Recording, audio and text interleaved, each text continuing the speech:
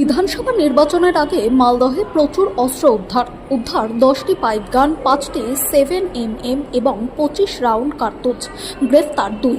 অস্ত্র পাচার ছিল উদ্দেশ্য। বিহার থেকে আনা হয়েছিল অস্ত্রগুলি বলে প্রাথমিক অনুমান পুলিশের। গোপন সূত্রে খবর পেয়ে ইংরেজবাজার থানার মিল্কি এলাকা থেকে গ্রেফতার করা মইনুল হাসানকে তার কাছ থেকে উদ্ধার 10টি পাইপ গান, একটি 7mm এবং 5টি কার্তুজ। পুলিশ জানিয়েছে এই বিপুল পরিমাণ অস্ত্র বিক্রি করার উদ্দেশ্য নিয়ে গিয়েছিল মাইনুল, কিন্তু তার আগেই তাকে গ্রেফতার করা হয়। অন্যদিকে এদিন রাতেই কালিয়াচক থানার পুলিশ সুজাপুর থেকে গ্রেফতার করে আনারুল হক নামে এক ব্যক্তিকে, বয়স 45। তার কাছ থেকে উদ্ধার 4টে 7mm এবং 20 রাউন্ড কার্তুজ। পুলিশ সূত্রে জানা গেছে মইনুলের বাড়ি মুর্শিদাবাদের লালগোলার মির্জাতপুর, আনাউলের বাড়ি মালদা জেলার গোলাপগঞ্জে।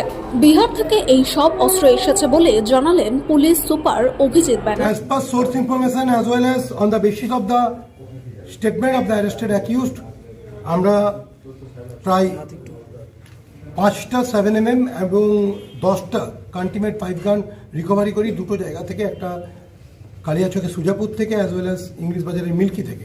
এই দু জায়গা থেকে দুজন অ্যারেস্টেড অ্যাকিউজড, একজন Mohammad Anarul Haque son of late Rahmud Sheikh of Baliarpur PS Kaliachak সুজাপুরের কাছে, ওর একটি দোকান থেকে আমরা 4টা 7mm পিস্তল এবং 20 রাউন্ড 7mm যে কাটিজ সেটা রিকভারি করি। তার সাথে 8টা ম্যাগজিন পাই আমরা 7mm পিস্তলের। এছাড়া মিল্কি এরিয়া থেকে একটি লালগোলার ছেলে